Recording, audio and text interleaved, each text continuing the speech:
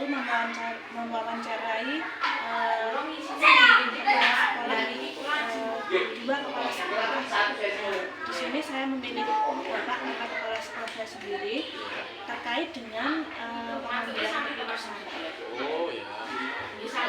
Pada kegiatan ini saya ingin menggunakan beberapa hal terkait dengan praktik pengambilan keputusan. Oh ya, maksudnya praktek selama ini ya Mbak ya, yang saya lakukan begitu kan? Iya betul. Oh ya.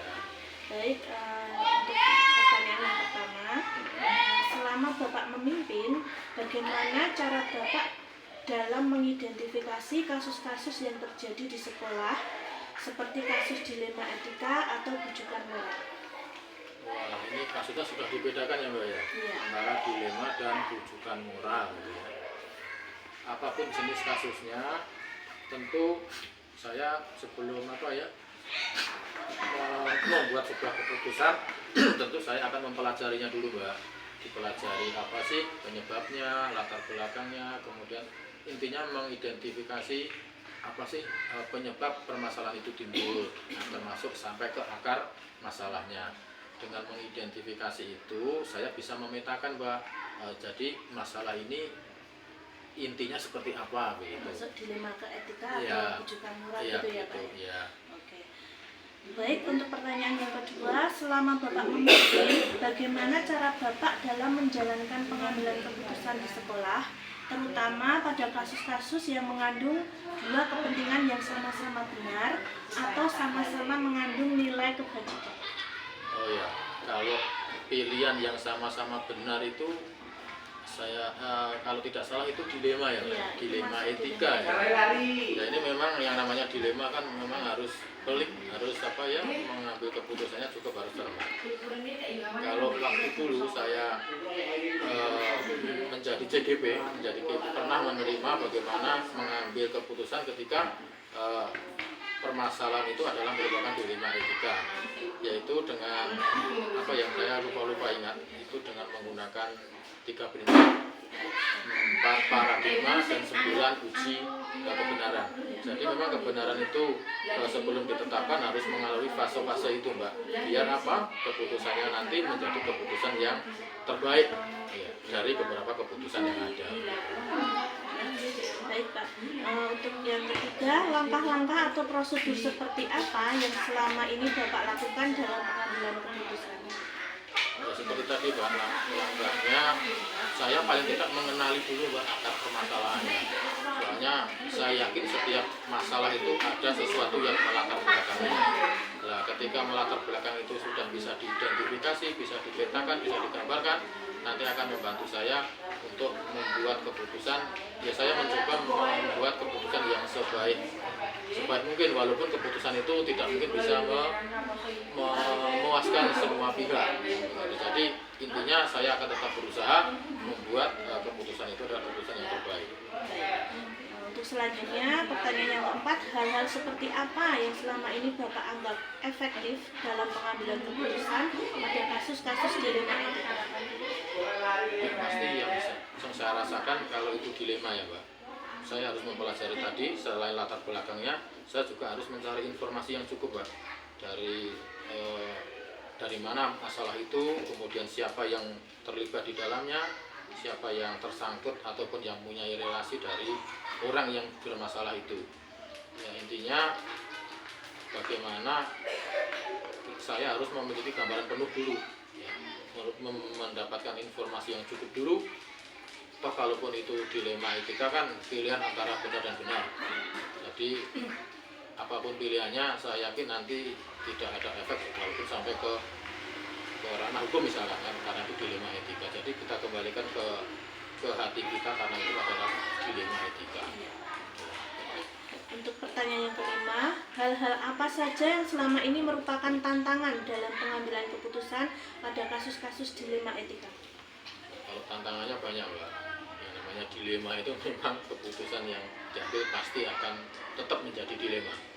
Nah, tantangannya saya yakin komunikasi itu harus terjalin dulu. Jadi bagaimana harus menjalin komunikasi yang baik, kemudian mengikut melibatkan semua yang ada di situ yang terlibat, sehingga biar keputusannya bisa diterima. Untuk yang keenam, apakah Bapak memiliki sebuah tata cara atau jadwal tertentu dalam sebuah penyelesaian kasus dilema etika? Apakah Anda langsung menyelesaikan di tempat atau memiliki sebuah jadwal untuk menyelesaikannya? Bentuk atau prosedur seperti apa yang Anda jalankan? Kalau saya gini sih Mbak, kalau untuk keputusan itu misalkan saya merasa cukup untuk diselesaikan pada waktu itu, saya dengan pertimbangan yang saya rasa cukup, bisa jadi saya putuskan waktu itu. Namun demikian ketika nanti kok saya belum yakin, karena itu terkait dengan dilema, maka keyakinan itu pun harus saya dapatkan. Kalaupun perlu untuk mempelajarinya dulu, biasanya saya juga akan membuat waktu jeda untuk memikirkannya Pak, untuk mempertimbangkan.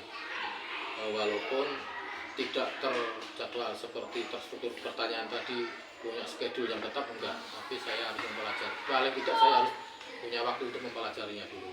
Jadi tergantung dari masalahnya. Iya, iya. Oke. Sekarang yang ketujuh, adakah seseorang atau faktor-faktor apa yang selama ini mempermudah atau membantu Bapak dalam pengambilan keputusan dalam kasus-kasus dilema etika? Kalau yang membantu saya, yang penting komunikasinya jalan kok Mbak, kalau saya. Oh iya. Yang penting komunikasinya jalan, jadi tidak menemui deadlock lah, tidak ada putus komunikasi. Selama komunikasi masih dijalankan, masih bisa berjalan dengan baik, saya kira tidak ada masalah yang tidak bisa terselesaikan. Berarti intinya harus ada komunikasi gitu ya? Iya, iya, yang pasti itu. Pertanyaan yang terakhir Bapak, dari semua hal yang telah disampaikan, pembelajaran apa yang dapat Bapak petik dari pengalaman keputusan dilema etika?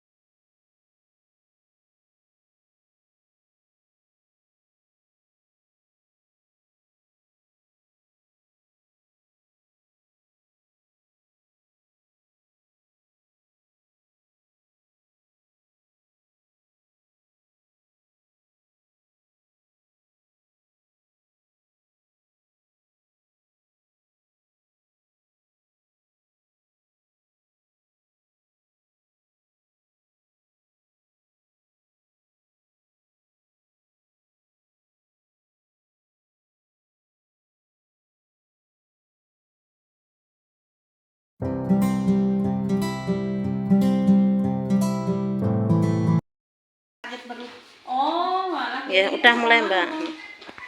Selamat pagi Bu. Selamat pagi, monggo ada yang bisa saya bantu? Baik Bu, sebelumnya saya ucapkan terima kasih karena Ibu sudah meluangkan waktu dan memberi kesempatan saya untuk menunaikan tugas saya sebagai calon guru penggerak angkatan 7. Begini Ibu, di sini saya ingin mewawancara Ibu sebagai kepala sekolah di SD 03 Jatimulyo.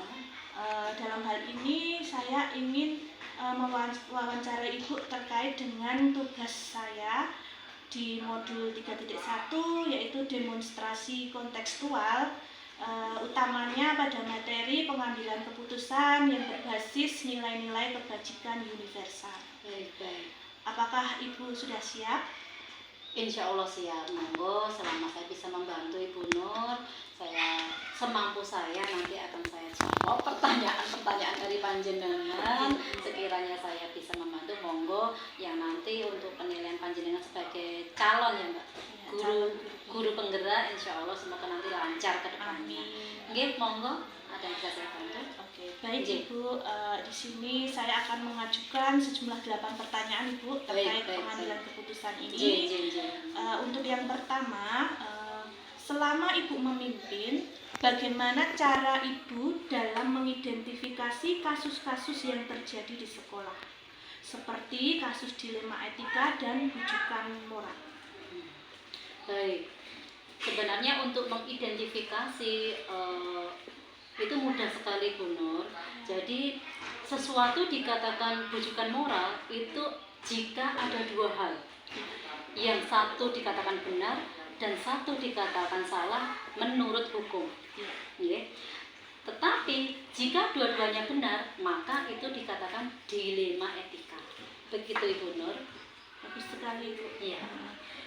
Selanjutnya untuk pertanyaan yang kedua, selama Ibu memimpin, bagaimana cara Ibu dalam menjalankan pengambilan keputusan di sekolah, terutama dalam kasus-kasus yang mengandung dua kepentingan yang sama-sama benar atau sama-sama mengandung nilai-nilai kebajikan?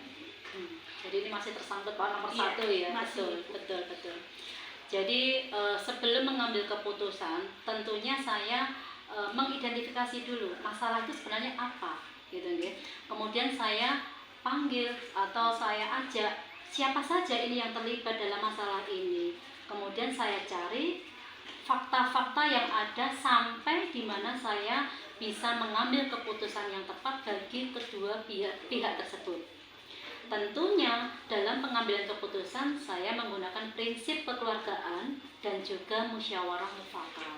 Begitu Ibu Nur. Bagus sekali ya Bu. Jadi, Pertama jangan cari tahu dulu siapa betul, yang terlibat, betul. terus kemudian Mencari mencari fakta, fakta, betul. terus nanti ke pengambilan keputusan berdasarkan musyawarah dan tentunya kekeluargaan. Oke, bagus sekali Bu. Iya.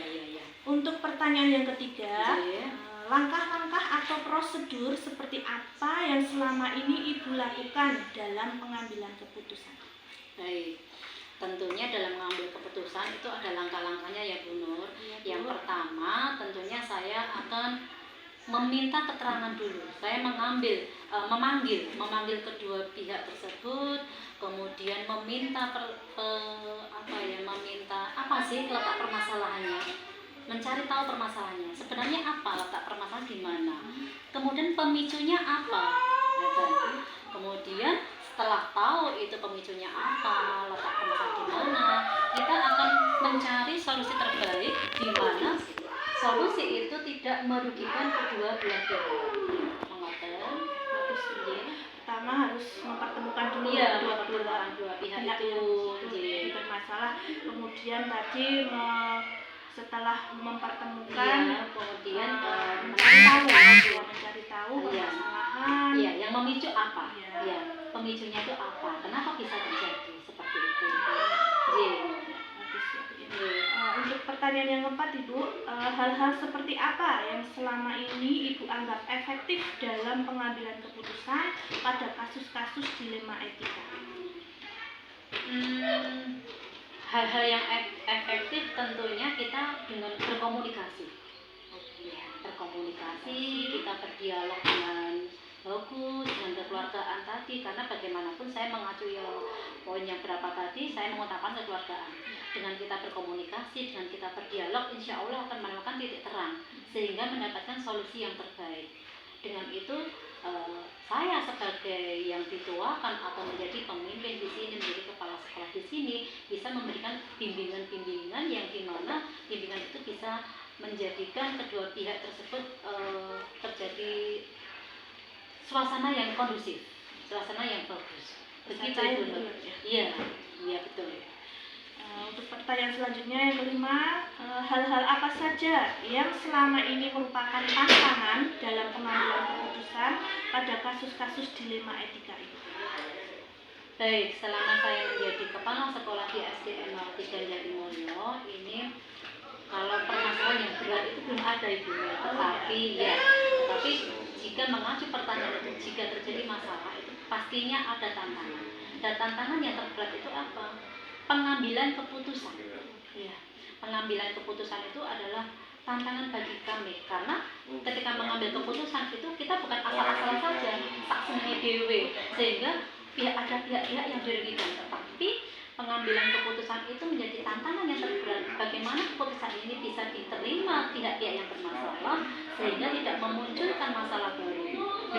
Kemudian kita mencari solusi yang terbaik tadi tanpa ada resiko yang merugikan kedua belah pihak. Baik, bagus sekali atas jawaban Ibu. Nggih, nggih, nggih. Kemudian selanjutnya pertanyaan yang keenam, apakah Ibu memiliki sebuah tata kala atau jadwal tertentu Nggih. dalam sebuah penyelesaian kasus dilema etika? Apakah Anda langsung menyelesaikan di tempat atau memiliki sebuah jadwal untuk menyelesaikannya? Kemudian bentuk atau prosedur seperti apa yang Anda jalani? Selama ini tidak ada Ibu Nur, jadi tidak ada namanya batasan waktu, tidak ada apa tadi tatkala atau jadwal, itu tidak ada. Jadi misalnya ada permasalahan yang terjadi di sekolah, langsung hari itu diselesaikan, langsung saat itu diselesaikan. Jadi tidak ada batasan, oh tak tunda-tunda sampai di minggu depan, tidak ada 2 hari ke depan, sehingga masalah yang terjadi itu tidak berkepanjangan Ibu, ya. Jadi tidak ada masalah yang berkepanjangan, kemudian yang perselisihan itu pun juga terjadi kondusif, tidak berkepanjangan, tidak menjadi suasana yang memanas. Ya, kalaupun itu perlu melibatkan, itu kita juga melibatkan komite serta pengawas. Dan tentunya sebagai keluarga yang saya utamakan tadi dengan guru ataupun dewan guru yang ada di sekolah ini. Insya Allah begitu Mbak. Ya, intinya tidak terjadwal ya Bu? Iya, tidak. Jadi sekali ada masalah kita harus langsung. selesaikan. Iya, langsung seketika. Kalau kita menunda-nunda, masalah akan terjadi semakin lama, semakin rumit. Begitu Mbak Bunur. Iya. Untuk pertanyaan selanjutnya Ibu, Iya. adakah seseorang atau faktor-faktor yang selama ini mempermudah atau membantu Ibu dalam pengambilan keputusan dalam kasus-kasus dilema etika? Ya, baik. Setiap permasalahan tidak bisa saya putuskan sendiri ya Bunur. Jadi setiap ada permasalahan di sekolah, selalu saya briefing, selalu saya utarakan dengan dewan guru, dengan guru yang ada. Iya, jadi semua dewan guru saya libatkan. Bagaimana ada masalah ini? Bagaimana solusi terbaik? Kemudian saya juga melibatkan tadi seperti yang di atas tadi, saya melibatkan pengawas serta komite. Iya. Karena bagaimanapun saya meminta saran dan pendapat yang lebih baik mungkin itu dari pengawas dan komite. Itu Bunur. Sekarang pertanyaan yang terakhir Bu. Alhamdulillah, berundang pertanyaan semua. Iya, monggo. Begini Bu, dari semua hal yang telah Ibu sampaikan, kira-kira pembelajaran apa yang dapat Ibu petik dari pengalaman Ibu mengambil keputusan terkait kasus dilema etika?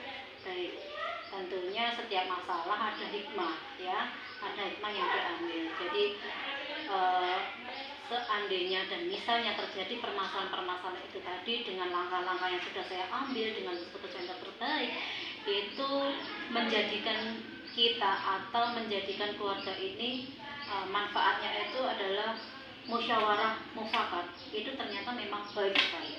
Ya, pengambilan keputusan dengan musyawarah mufakat itu sangat baik.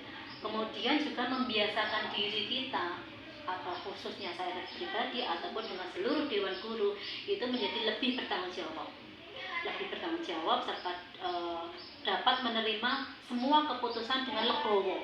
Tidak ada satu pihak yang dirugikan, tetapi semuanya menerima dengan legowo. Dan satu yang perlu digarisbawahi, semuanya pengambilan keputusan dengan kekeluargaan, sehingga terjadi harmonis dalam satu kesatuan keluarga SD. Insya Allah begitu Ibu Fitri, Ibu Nur. Ya. Terima kasih Ibu atas waktunya dan juga kesempatan saya untuk merepotkan Ibu ini. Tidak. Malah saya yang maaf, mungkin ada hal yang perlu dijelaskan lagi ataupun kurang, saya pribadi semampunya Alhamdulillah membantu. saya cukup ini. Alhamdulillah, jen matur suwun. Terima kasih Ya. Bu, saya rasa cukup sekian. Jen. Terima kasih. Assalamualaikum warahmatullahi wabarakatuh. Waalaikumsalam. wabarakatuh.